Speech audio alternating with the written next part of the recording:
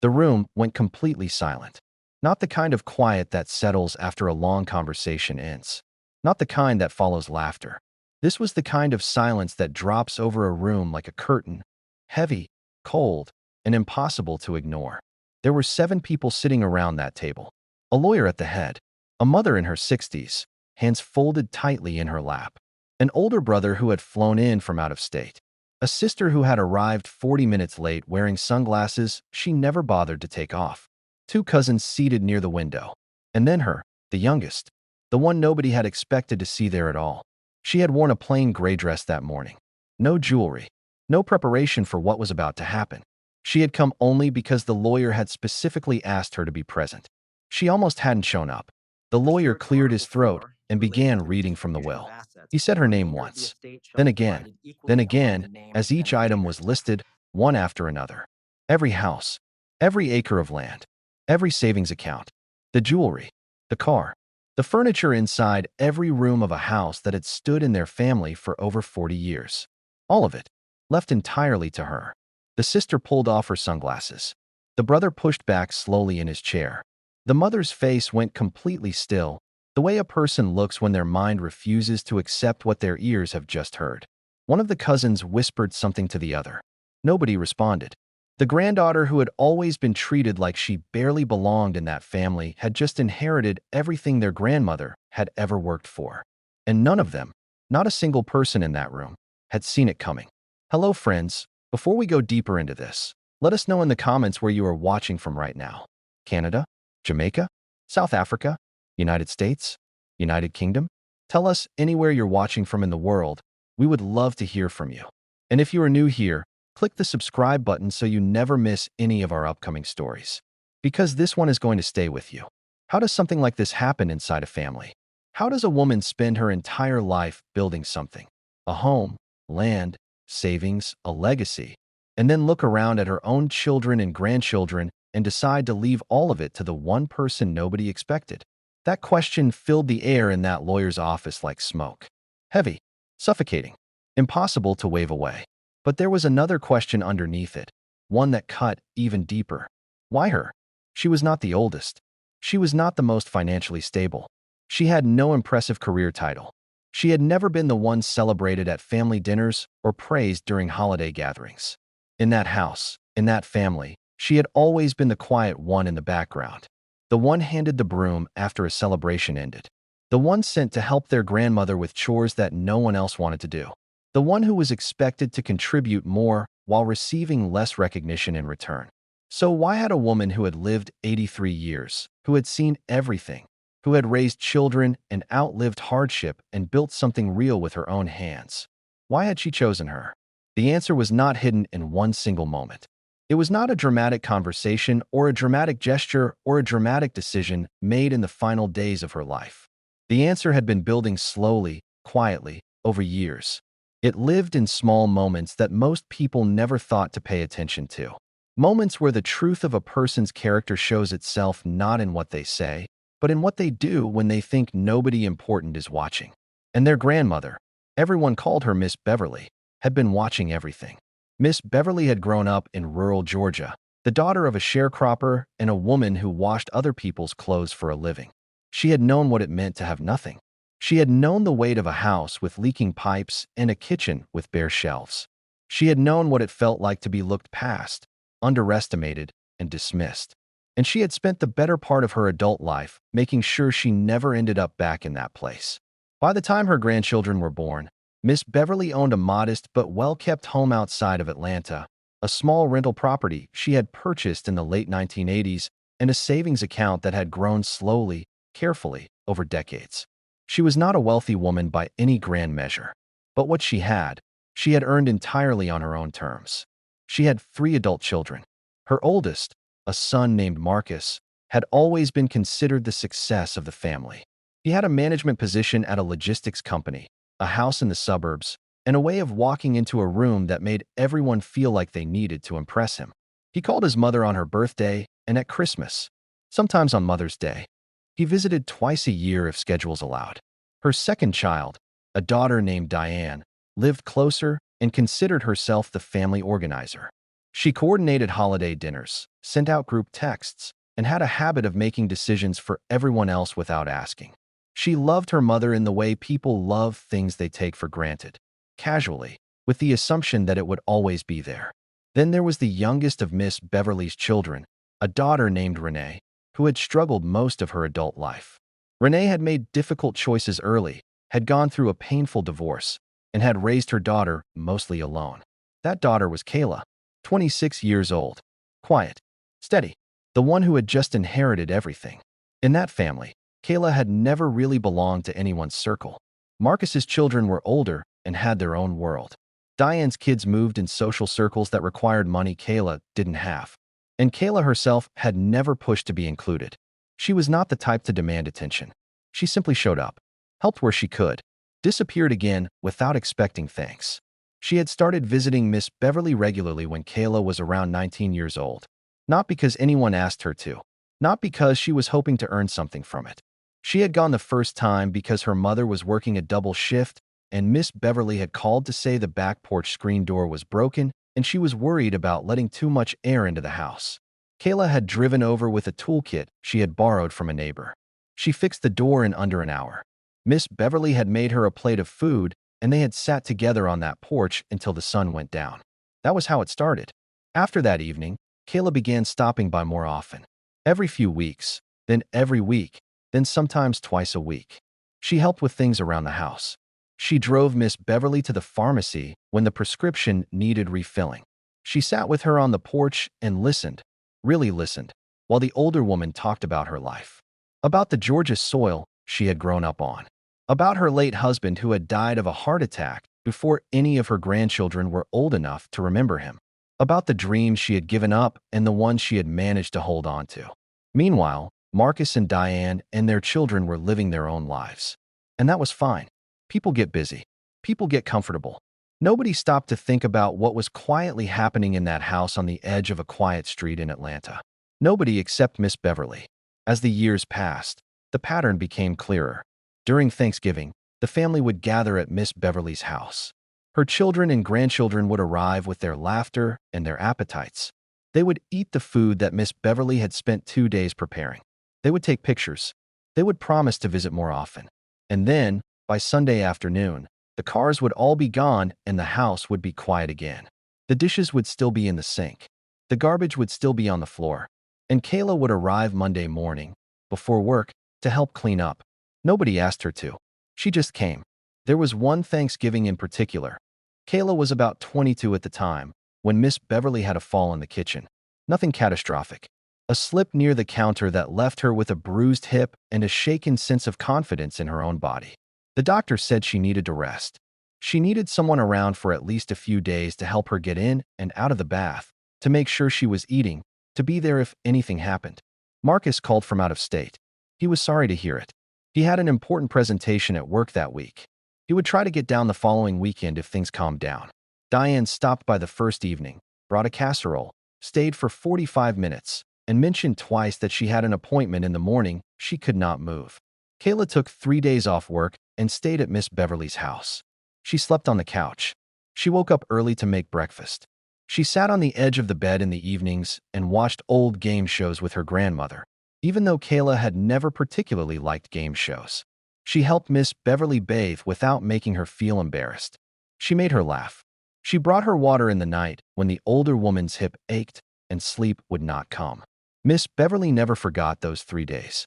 There was another moment, less dramatic but just as telling. A spring afternoon when Kayla had stopped by just to check in. She found her grandmother in the front yard, struggling to pull a garden hose that had gotten tangled near the fence. Miss Beverly was 78 at the time and had no business yanking at a garden hose in the afternoon heat. Kayla took the hose without saying a word. She untangled it. She watered the garden. She stayed another hour just because Miss Beverly seemed like she wanted company that day. "You never ask me what I need," Miss Beverly said at one point, sitting in her chair by the window. "You just look and you figure it out." Kayla shrugged. "You raised my mama. The least I can do is make sure your garden doesn't die."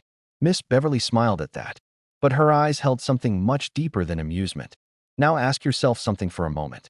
If you have elderly parents or grandparents in your life, when did you last stop by just because? Not because there was a holiday. Not because there was a reason. Just because. Think about that. Because Miss Beverly had been thinking about it for years. When Kayla was 24, Miss Beverly was diagnosed with early-stage congestive heart failure. It was not an immediate crisis, but it was a warning. The kind of diagnosis that tells an 80-year-old woman that her body has started keeping a different kind of time. Her doctor adjusted her medications. He told her she needed to reduce stress, monitor her diet carefully, and avoid overexerting herself. He also strongly suggested she not be living alone. Marcus and Diane discussed it over a phone call. The consensus was that Miss Beverly was stubborn enough to resist moving anywhere, so the best solution was to check on her more regularly. They would take turns calling, maybe hire someone to come in a few days a week. Within 2 months, the calls had tapered off again. The idea of hiring someone was never quite followed through on. Kayla stepped in without fanfare. She drove Miss Beverly to every cardiologist appointment. She kept a small notebook where she wrote down the medications, the dosages, and the times they needed to be taken. She learned to cook the low-sodium meals her grandmother now had to eat, even though Miss Beverly initially complained that everything tasted like cardboard. Kayla learned to season food in ways that satisfied both the doctor's restrictions and her grandmother's lifelong love of a good Southern meal. There were evenings when Miss Beverly would get short of breath and call Kayla in a panic. Kayla came every single time. She never answered the phone with impatience. She never sounded put out. One evening, about 8 months after the diagnosis, Kayla arrived to find her grandmother sitting very still in her recliner, her hands in her lap, staring at the window. Not watching anything, just sitting. The kind of stillness that comes from thinking about things that have no comfortable answer. "Grandma, you okay?" Miss Beverly looked at her slowly. "I'm just thinking about what I'm leaving behind." Kayla pulled a chair close and sat down. "You're not going anywhere yet. Everybody goes somewhere eventually." Miss Beverly turned to look at her. "I just want to make sure what I built doesn't get wasted." Kayla didn't respond. She reached over and took the older woman's hand. They sat like that until the evening got dark outside the window, and it was time for dinner. What Kayla didn't know, what none of them knew, was that Miss Beverly had already been meeting with a lawyer for several months. She had already made up her mind. Miss Beverly passed away on a Tuesday morning in October, 13 months after her diagnosis. She passed at home, the way she had always said she wanted to. She had been comfortable in her last days. Kayla had been with her through most of them. The family gathered in grief, as families do. There were tears, there were phone calls, there were arrangements to be made. And 3 weeks later, they gathered again.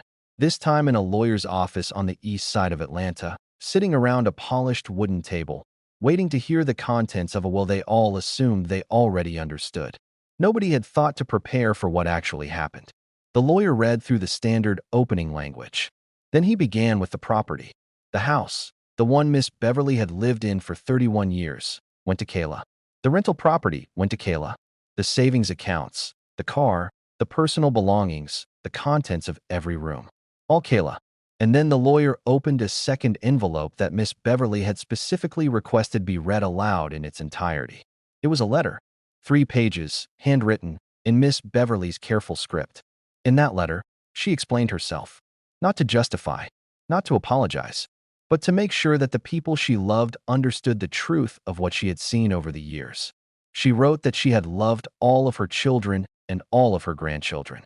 She wrote that love had never been the question. The question had always been character. She described the Thanksgiving after the Thanksgiving.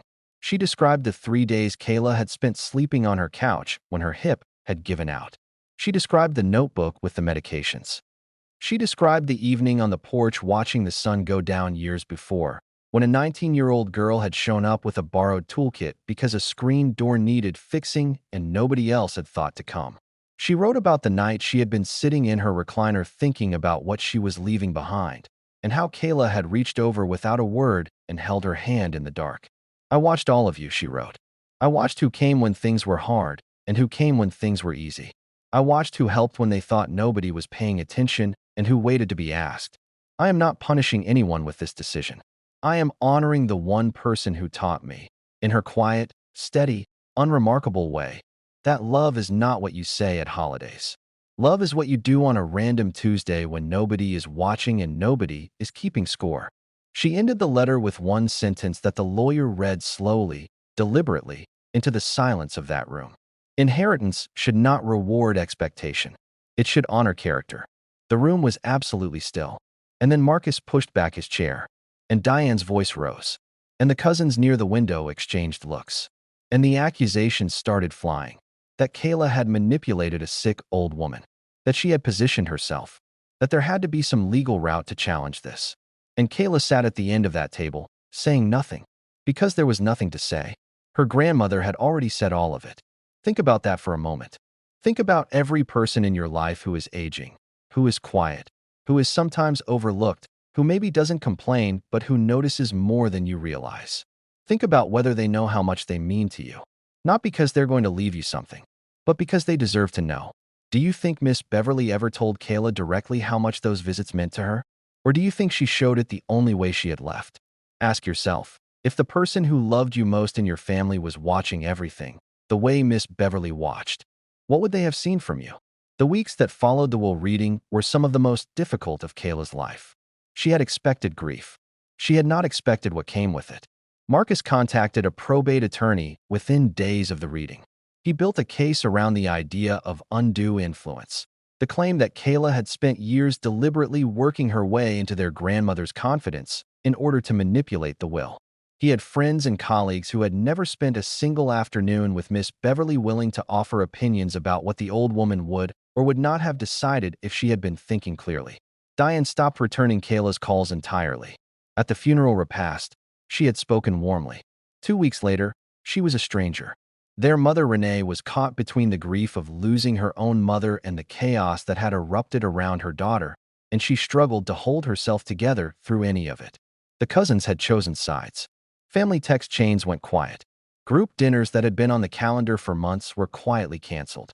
A family that had gathered, however imperfectly, under one roof for decades had fractured almost overnight. And Kayla, who had never asked for any of it, who had visited her grandmother because she genuinely loved her, not because she was building towards something, sat inside the house that now legally belonged to her and felt the full strange weight of being the center of something she had never wanted to be the center of. She walked through the room slowly in those first days. She touched the furniture. She stood in the kitchen where she had cooked hundreds of low-sodium meals and listened to the quiet that filled the space where her grandmother's voice used to be. She found the notebook she had kept for the medications in a kitchen drawer. She sat down at the table and cried for a long time. She called her mother. "Mama, did I do something wrong?" Renee was quiet for a moment. "No, baby. You did everything right. That's what's making people so upset." There was a truth inside that answer that took Kayla a long time to fully absorb. The legal challenge went nowhere. The probate attorney Marcus had hired examined the records and found no grounds for a credible claim of undue influence. Miss Beverly had been of clear and documented sound mind. She had met with her lawyer multiple times over nearly a year, with no involvement from Kayla in any of those meetings. The handwritten letter had been witnessed and notarized. The will was legally airtight. Marcus eventually dropped the challenge quietly, without announcement. Diane never directly addressed it. But the damage to the family's relationships had already been done. Some of it would take years to repair. Some of it may never fully heal. There was one afternoon, about 4 months after the will reading, when Kayla was sitting on Miss Beverly's porch, her porch now, though it never quite felt that way, and Diane pulled into the driveway unexpectedly. They had not spoken in months. Diane sat in her car for a full 2 minutes before getting out. She walked up to the porch steps and stopped. "I'm not here to apologize," Diane said. "I'm not ready for that yet." Kayla looked at her. "Okay, I just needed to see the house." Diane's voice cracked slightly on the last word. "She loved this house." "I know," Kayla said. They stood there for a moment in the kind of quiet that holds too much history to fill with words. Then Diane nodded once and got back in her car and left. It was not a resolution, but it was a crack of light in a long and heavy darkness. And sometimes that is where things begin. 2 things happened in the months that followed that nobody had expected, including Kayla. The first was a discovery she made inside the house. While going through Miss Beverly's personal belongings, a task she had put off for as long as she could because it felt too final, too much like closing a door, Kayla found a box in the back of the bedroom closet. It was not a big box. It was the kind of plain cardboard box you could find at any office supply store. but inside it were decades of carefully kept records. Every birthday card anyone had ever given Miss Beverly, organized by year. Every letter, every photograph, receipts from things purchased years ago. And at the very bottom, underneath everything else, a small stack of index cards held together with a rubber band. On each index card, written in Miss Beverly's handwriting, was a date and a few sentences. Kayla read the first one. November 28th, dinner finished. Kids left by 4 o'clock. Dishes still in the sink. Kayla came Monday and cleaned up. Nobody asked her to. Kayla's hands went still. She picked up the next card. January 12th. Hip hurting after the fall. Diane brought food, stayed an hour. Marcus called. Kayla slept on the couch. Made oatmeal in the morning. Didn't complain once. And the next, April 3rd, hot outside. Found me struggling with the hose near the fence. Took it without saying anything. Stayed an hour after just because I seemed like I wanted company. There were dozens of them, spanning years. Each one a record of a small, quiet moment that Miss Beverly had seen and had felt was worth keeping track of. She had been documenting it the whole time. Not as evidence. Not with any particular plan in mind. Just because these were the moments that mattered to her and she did not want to forget them.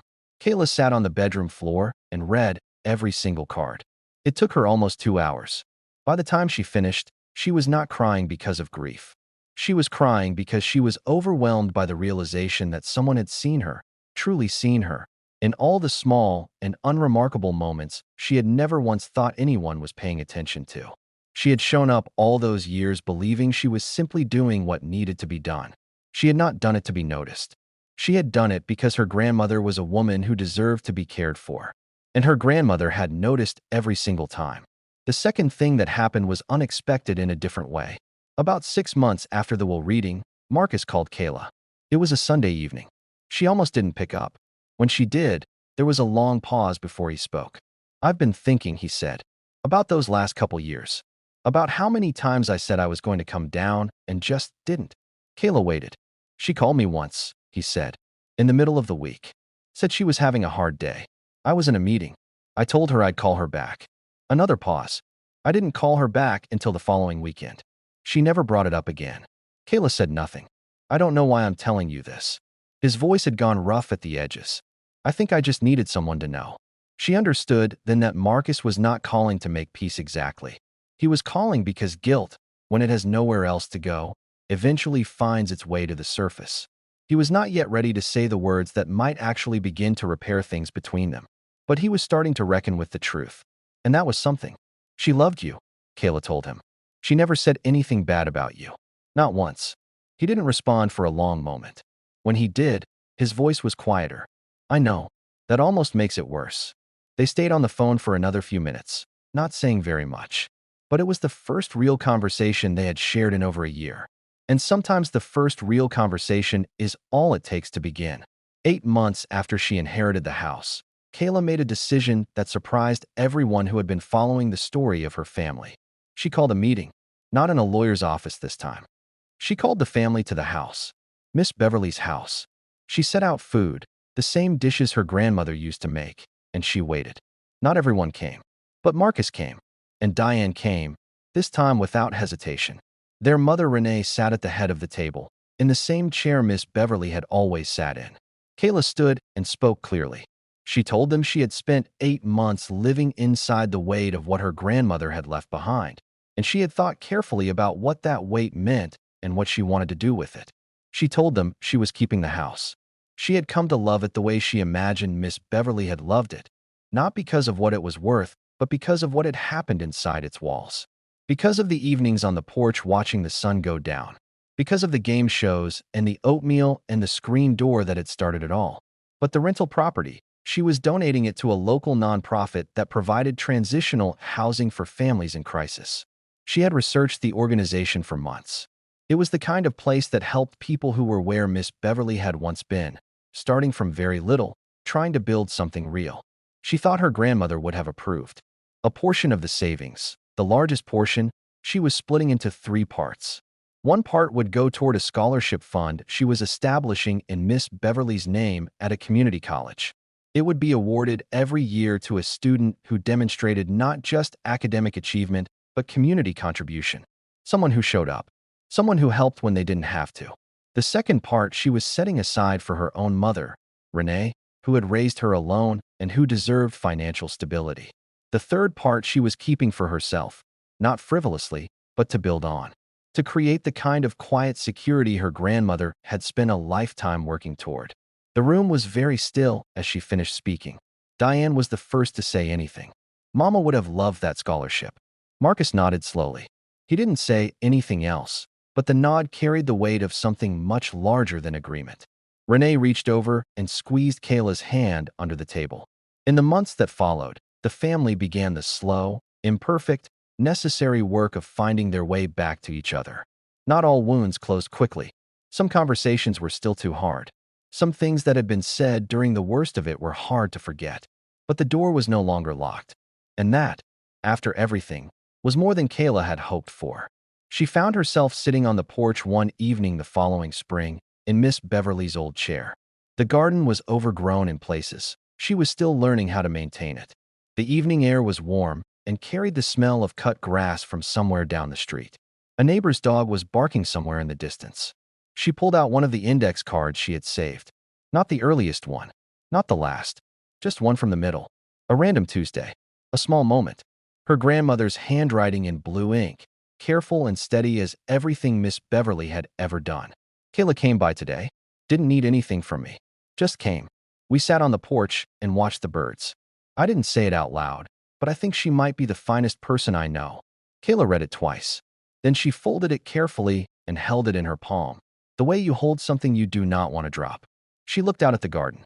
She looked at the street. She looked at the porch railing that she had painted herself last fall, a few weeks after she moved in, because the old paint had been peeling and nobody else was going to do it. And she thought about a question that had been quietly sitting with her for months. What is it, exactly, that we owe the people who love us? Not in legal terms, not in financial terms, but in the currency that actually matters, in time, in presence, in showing up when it would be easier not to, in picking up the phone when someone calls in the middle of the week and says they're having a hard day. Miss Beverly had not left Kayla a fortune out of sentiment alone. She had left her a testimony, a carefully documented, quietly kept, deeply intentional record of what it looks like when someone loves not with words spoken at holidays, but with action taken on ordinary days. She had left Kayla the house, but the real inheritance was in those index cards. The real inheritance was in the understanding that being seen, truly, quietly, consistently seen, is one of the rarest and most meaningful things one human being can offer another, and that you do not have to be a grandmother with a will and a lawyer to give it. You just have to pay attention. Now let's just sit with this story for a moment, because the truth of what you just heard is not really about inheritance. It's not about a legal document or a piece of property or a bank account. It's about something far more personal than any of that. Every one of us has someone in our lives who notices more than we realize. A parent getting older, a grandparent in a house that has gotten too quiet, someone who calls and gets a voicemail, someone who has a hard day on a Tuesday and waits to see if anyone calls back. And every one of us has also been the person in that lawyer's office at some point, sitting across the table from a truth we were not prepared to face. The truth that while we were busy, while we were comfortable, while we were making other plans, someone who loved us was keeping their own quiet record of who showed up and who didn't. So here is the question I want to leave with you today. If the person who loved you most were keeping index cards, if there were a box somewhere with your name on it, with dates written in careful handwriting and notes about the times you came and the times you didn't, what would those cards say about you? And more importantly, is there still time to change the answer? Tell us in the comments.